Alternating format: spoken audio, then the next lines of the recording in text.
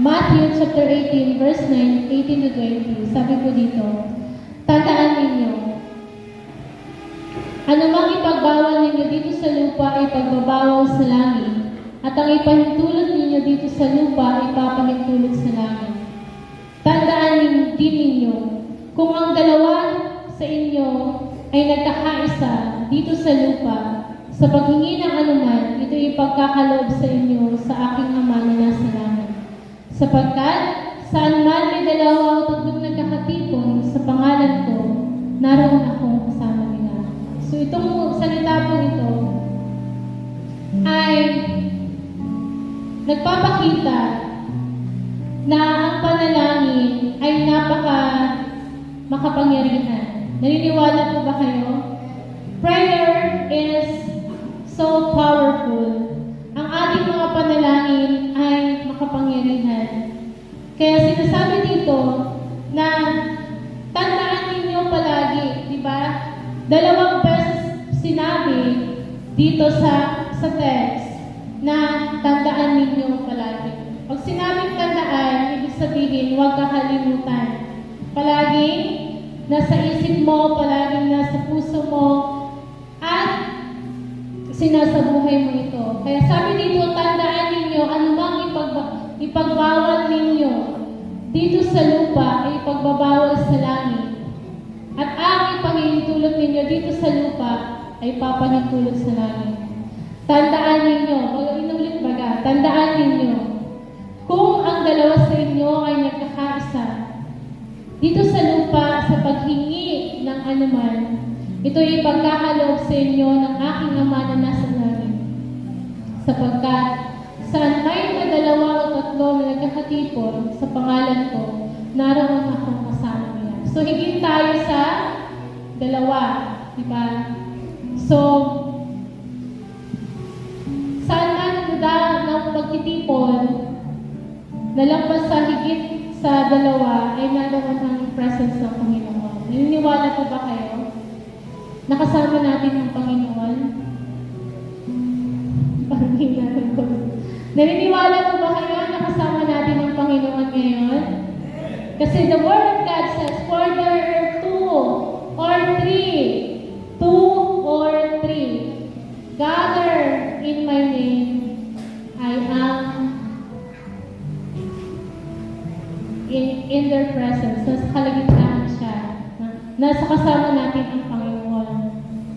Kaya ang ating di ko na po na-encode kasi sobrang pagod na ng katawan. Hindi na isipan sa kayong laptop ko ay hindi ko pa na dadownloadan ng Microsoft. So, ang ating pong title ngayon, makinig na lang po kayo kasi wala tayong screen, wala tayong ipapakita dyan.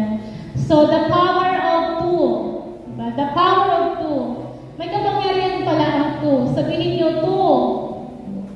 Sabihin nyo two. Bakit kaya two, hindi one? Kasi nga two. Diba? The power of two. Yan. Ang kapangyarihan ng dalawa. Ano kaya yung dalawang ito? So, ang dalawang tinutukoy dito, the power of two is prayer and unity. Ano nga po? Prayer and unity. Ito yung dalawa na tinutukoy dito, the power of two. Ang two, one is prayer, and two is unity. So, ang una na ating pag-aaralan ay the power of prayer. Sunod, the power of unity. Diba? Ano ang kapangyarihan ng panalangin? Ano naman ang kapangyarihan ng may pagkakaisa? Ano ang benefits nito kapag tayo nag-pray? Sino sa inyo ang nakakapag-pray pa? Akala ko wala na. Dahil sa sobrang busy ng lahat. Diba? Minsan, nakakalimutan natin mag-pray. Aminin. Ang katotohanan, minsan nakakalimutan natin mag-pray dahil sa sobrang pagod ng ating katawan. Pero you know what? Kapag pala napapagod, if you feel so tired, diba? Kailangan mo mag-pray para yung lakas mo ay ma-restore. Diba? Yung lakas na nawala ay maibalik, di ba, sa pamamagitan ng prayer. Kaya sabi dito, the power of prayer. Number one is prayer. Napaka-importante bilang isang Kristiyano na dapat tayo ay palaging mag-pray. Kasi number one, diba, prayer is our communication to God. Kinakausap mo ang Panginoon. Pag nag-pray ka, kausap mo ang Panginoon. Sinasabi mo lahat ng pakiramdam mo, lahat ng nararamdaman mo, lahat ng gusto mo, sinasabi mo yun sa pamamagitan ng prayer. Kaya ang Kristiyano na wala ng prayer, tigang na. Diba? At kapag ang Kristiyano na tigang, madali itong pasukin ng enemy. Bakit? May access na siya. Remember the word of God, the enemy is, roaring like a lion. Humahanap siya ng mga taong masisila. Mabibiktima. Kaya if our spirit is empty, pag sinabing empty, wala nang laman, wala ka ng eagerness to pray, wala ka ng time makapag-pray, hindi na priority ang prayer sa buhay mo. So mga kapatid, maging aware tayo. And for reminder for everyone, ang kapangyarihan ng panalangin ay pag sinasabi mo ito sa Panginoon, napaka-effective nito. So parang sige mo naglalakad ka, sige mo, ang adingan mo, sige, notab-notab. Kamis na term, notab-notab. Pag inasirisurang sige, buka-buka. So prayer, yung may ginagawa ka, nakakapag-pray ka pa din sa isip mo, sa puso mo. Kaya, alam mo ba, one of my testimony kahapon, kasi ako nagbantay kahapon, last night, yesterday night pala, yesterday night, at nung umaga na, kasi pupunta ako sa school, sabi ko, naligo na ako sa hospital, nakiligo ako sa hospital, kasi nga may report kami sa BCC, so sabi ko, Lord, pauliwan mo na ako si Monte. Nguwan na Aldo. Pauliwan mo naman. Pero Aldo na kami sa balik-balik. Ako man sa nagre-reklamo. Kami. Pero ang Aldo na, pauliwan mo naman kung nguwan. Tapos biglang may pumasok na doktor. Sige na. Kahit nga mayroon pang hindi nakuha result. Pero, yun nga, nakauwi si Mom. Answered prayer. Diba? And si Ma'am Chin din pala, nag-pray din siya na makauwi na siya. So see, tingnan niyo ang kapangyarihan ng panalangin. Sinasabi mo sa puso mo, sa isip mo, so parang kinakausap mo yung hangin. Pero, hindi mo sinasabing baliw ka, kundi sinasabi mo yung gusto mong ipaabot sa Kanya, gusto mong sabihin. So yun ang kapangyarihan ng panalangin. Alam niyo po ba, kapag nag-pray tayo, mayroong 7 benefits na natatanggap natin. What are these? Diba? So number 1, benefits of prayer. Prayer develops and strengthens our relationship with God. Prayer develops and strengthens our relationship with God. Kapag nag-pray daw tayo, nadidevelop lalo yung lakas natin at relationship natin sa Panginoon. Kumbaga yung connection mo, lumalakas. Yung closeness ninyo ni Lord ay nandoon. Kaya sabi sa Matthew chapter 21, verse 22, buksan po natin. Matutungo na tayo magbukas ng Bible ngayon kasi walang PowerPoint. So Matthew chapter 21, verse 22. Isa-isayin natin ito. Matthew 21.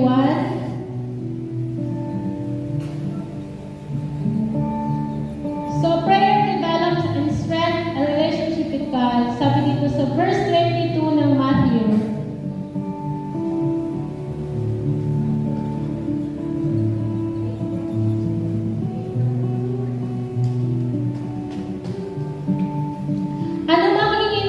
sa panalangin, ay tatanggapin ninyo kung maniniwala kayo.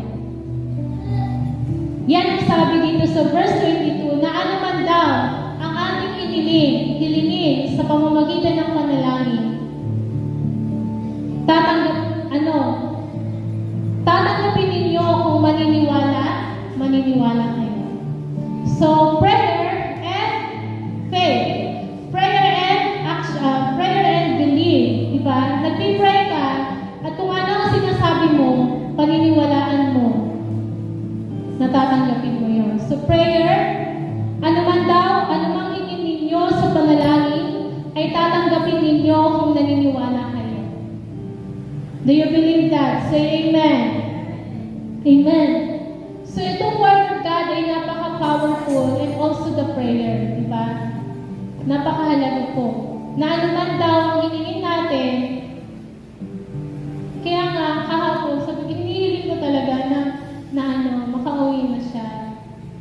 So, sabi niya, tatanggapin ninyo kung maniniwala kayo. So, pinangawakan ko yung sinabi ng Panginoon. Kaya, kapag nag-pray tayo, huwag kang mag-hesitate o huwag kang mag-doubt sa pinag-pray mo. Kasi, sabi dito, tatanggapin mo daw iyon kung maniniwala ka. So, number 2, benefits of prayer. Praying helps us make the right decision. Sa pamamagitan ng pananalangin, tinutulungan niya tayo na makaisip ng tamang desisyon. Diba? Sa mga bagay na may pinagpipilian ka, Lord, ano ang gagawin ko? Saan ako pupunta? To the left or to the right? Sa mga sitwasyon na hindi ka na makapag-desisyon kung ano ang uunahin mo, kailangan mo mag-pray, kapatid. Dahil sa pamamagitan ng prayer, tutulungan ka niya na makapagpili kung ano talaga ang gusto mo. Diba? To the left or to the right. For example, sa mga courses, kasi may mga grade 12 na dito, may mga graduating na next year. So, nagpipray ka, Lord, ano ba yung gusto mo? Diba? Sa ano ba ang pipiliin ko? Maging sundalo? Maging teacher? Maging principal? O para kang doktor? mga marangal na trabaho, profession. So kapag hindi mo na, wala ka bang, kumbaga, tamang pag-iisip, nagugulahan ka sa decision mo, you need to pray, kapatid. Lalo-lalo ng mga young people. Ipag-pray mo, kung kalooban ba yun ni Lord? Tama ba ang pipiliin mo? Diba? And through prayer, sabi dito, Philippians chapter 4, verse 6 to 7. Buksan din natin. Philippians 4, verse 6 to 7. Praying helps us make the right decision sa pamamagitan ng panalangin. Tinutulungan kang magdesisyon, tinutulungan ka kung ano ang gagawin mo. So, napaka-powerful ng prayer. Philippians chapter 4, verse 6 to 7. Sabi po dito, huwag kayong mabalisa tungkol sa anumang bagay. Sa halip, hingin ninyo sa Diyos ang lahat ng inyong kailangan sa pamamagitan ng panalangin may pasasalamat. At ang kapayapaan ng Diyos na hindi kayang maunawaan ng tao ang siyang mag-iingat sa inyong puso at pag-iisip dahil sa inyong pakikipag-isa kay Kristo Jesus. So, huwag daw tayong mabalisa. Diba? Sino dito ang worried na grabe ang pag-iisip kung paano na siya? Joseph. Paano na daw ako? Diba? Yung mga inisip-isip sa buhay. Kapatid, pag grabing ba mga iniisip na, you need to pray. Diba? Exhausted na, yung nararamdaman mo, hindi mo na alam kung ano ang gagawin, you need to pray. And God will give you wisdom and direct the right path, di ba? Siya ang magtuturo sa iyo kung ano ang gagawin mo. Kaya sabi dito, huwag kayong mabalisa tungkol sa anumang bagay. Sa halip, hingin ninyo sa Diyos ang lahat ng inyong kailangan. Nang may kailangan sa pamamagitan ng panalangin may pasasalamat. At ang kapayapaan ng Diyos na hindi kayang maunawaan ng tao, ang siya mag-iingat sa inyong puso at pag-iisip dahil sa inyong pakikipag-isa kay Kristo Jesus. So yun, huwag daw tayong mabalasa. Next, number 3. Prayer gives us direction in life.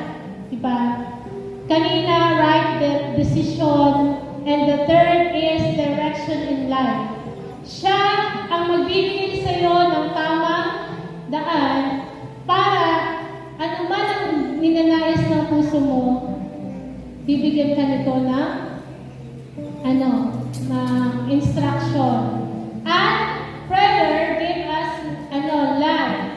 Diba? Kapag nangihina ka na, pag nagpipray ka, parang kang nag-transform.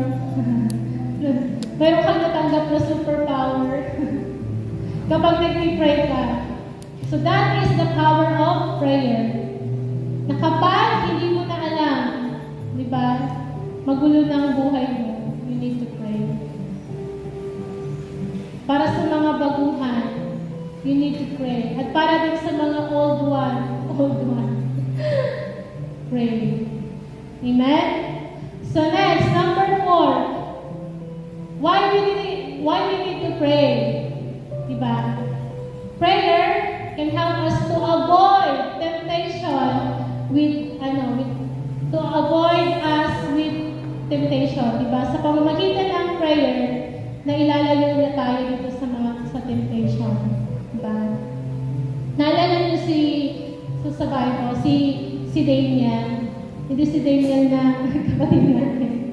Si Daniel, madami nagsasala sa kanya mga official, mga officer. Kasi si Daniel daw, hindi sumusunod sa patakaran. Kasi nagkaroon ng pagkakataon yung mga official na nagkaroon ng selos na sa puso nila. At nagdesisyon din sila na yung patakaran na kapag hindi sumamba sa Diyos-Diyosan, ay kailangan itapon sa kulungan ng mga leon. So, isa si Daniel na hindi sumamba sa Diyos-Diyosan. Siya ay naitapon sa kulungan ng mga leon. Diba? Siguro yung leon na yun, ilang taon na hindi kumakain. So, gutom na gutom. Pero anong ginawa ni Daniel? Natakot ba siya? Hindi siya natakot. Anong ginawa niya? Nag-pray. Ano ang naging itsura ng mga leon? Leon pa din sila, pero naging maamo. Hindi kinain si Daniel. Ano ang nakita natin doon? Diba? Kayang paamuhin ang mga mababangis sa pamamagitan ng panalangin. Diba? Yung leon mabangis. Diba? Kapag nakakita ka talaga ng leon, kakainin ka nun. Kasi yun ang nila. Matatalo sa mga ngikin. Pero si Daniel hindi siya natakot. Nag-pray siya, and after 3 days, diba? Tinawag siya, Daniel, ising tayo no, buhay ka pa ba dyan? Opo, mahal na hari. Kaya nilabas siya doon sa kulungan ng mga leon, sa den. So, ang nangyari, yung mga nagsiselos, yun ang hinulog ni King Nebuchadnezzar. At yun ang nilapa ng mga leon. So, ano nakita natin dito? Na kapag ang panalangin mo ay totoo sa puso mo, puproteksyonan ka ng Diyos. At may lalayo ka nito sa anumang mga temptation. Mga kabataan, huwag kakalimutan ang panalangin. Kasi kapag nag-pray ka, inilalayo ka nito sa mga temptation. Lalo na kung may itsura ka. Abulin ka talaga ng mga, kahit naman walang itsura kaya,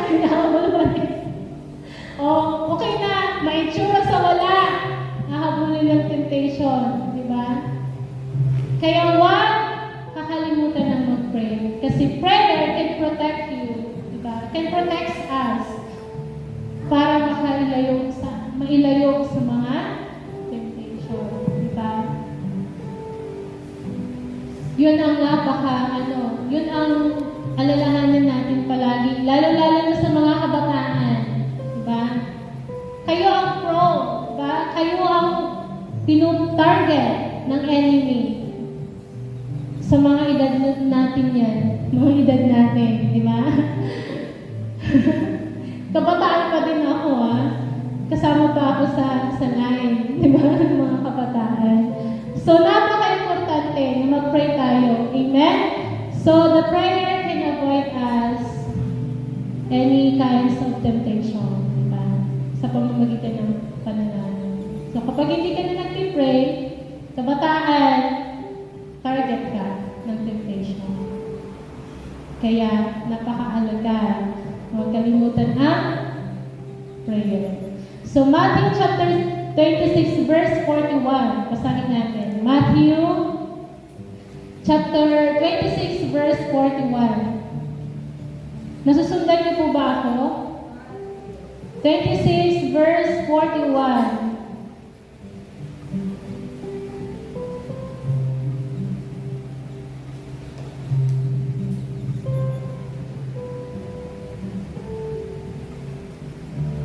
Sabi dito, magbantay kayo at manalangin upang huwag kayong madaig ng tukso.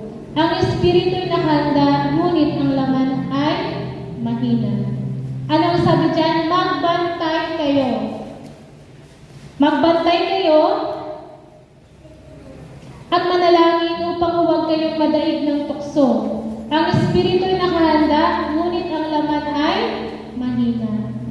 So itong verse na to ang nagpapakita na always guard your heart. Magbantay kayo. Sapagkat ang espiritu ay nakahanda, ngunit ang katawan ang laman ay mahina. Kaya kapag prayerful ka, hindi ka matatouch ng enemy. Bakit? Kung nasa puso mo, nababalot ka ng punong-puno ng prayer. You can never touch the enemy. Why? Kapag nagtatouch sila, napapasok sila. Bakit? Ang soul mo, ang body mo, punong-puno ng kapangyarihan. Hindi kapangyarihan. Yung kapangyarihan, ibig sabihin, nagaling sa spirit ng Diyos na magpuprotect bibigyan ka ng protection ng Panginoon sa pamamagitan ng prayer. Your body, your soul, your spirit. Kaya napakahalaga ng prayer, mga kapatid. So magbantay kayo at manalangin upang huwag kayong madaig ng tukso. Ang espiritu'y nakahanda, ngunit ang laman ay mahina. So next, number 5, benefits of powerful prayer. Prayer allows us to be present. James chapter 4, verse 14. Buksan natin, Santiago chapter 4, verse 14.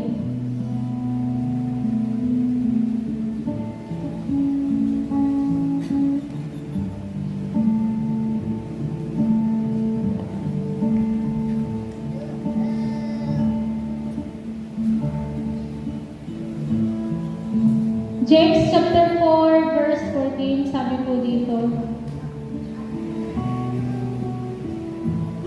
hindi nga ninyo alam kung ano ang mangyayari sa inyo sa araw ng bukas. Ang buhay ay parang usok lamang, sandaling lumilitaw at agad nawawala. So sino sa inyo ang nakakaalam kung ano ang mangyayari sa araw ng bukas o kinabukasan? Di ba wala? So sabi dito sa verse 14, hindi nga ninyo alam kung ano ang mangyayari sa inyo sa araw ng bukas. Ang buhay ninyo ay parang usok lamang, sandaling lumilitaw at agad nawawala. Kaya paano kung kinaumagaw ngayon malakas ka, tapos kinaumagahan may nangyari, diba? Na hindi mo inaasahan. At binawi na yung buhay mo. Diba? May mga pangyayaring gano'n. Natulog lang, pagkagising na sa langit na. Wala, kumbaga, natulog lang, nagpahinga lang. Tapos hindi na nagising.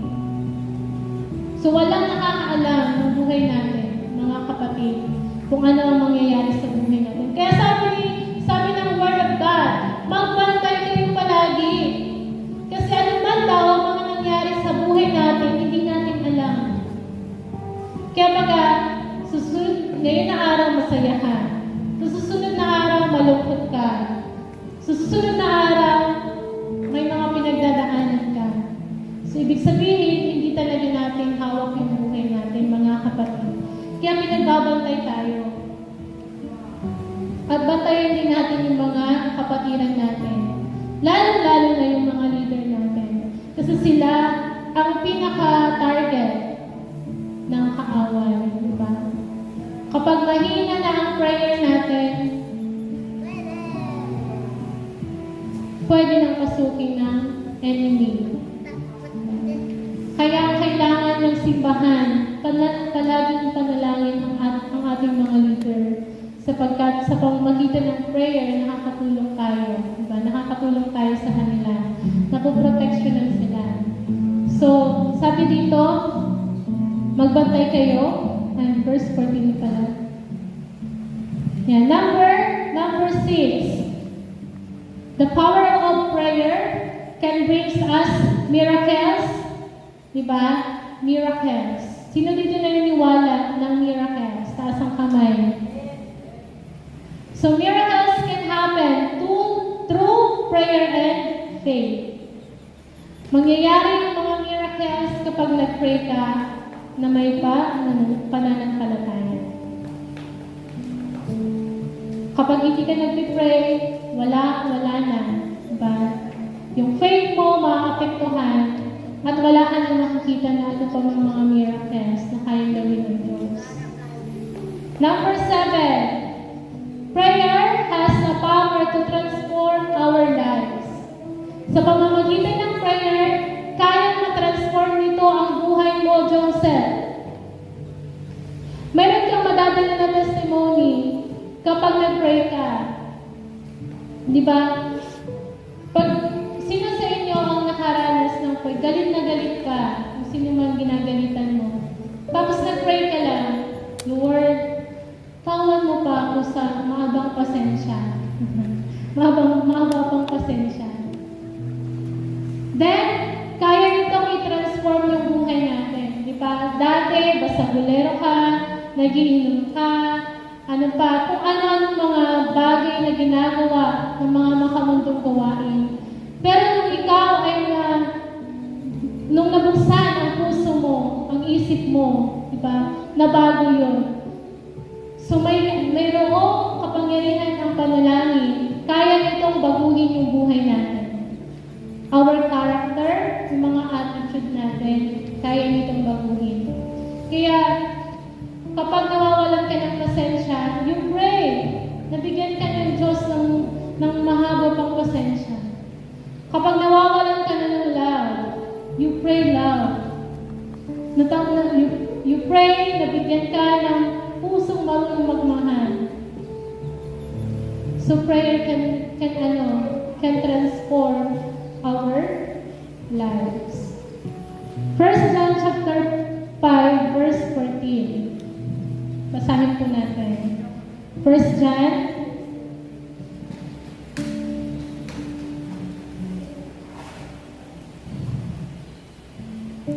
Sana dumating na yung Bible para lahat tayo may magagamit. So 1 John chapter 5 verse 14.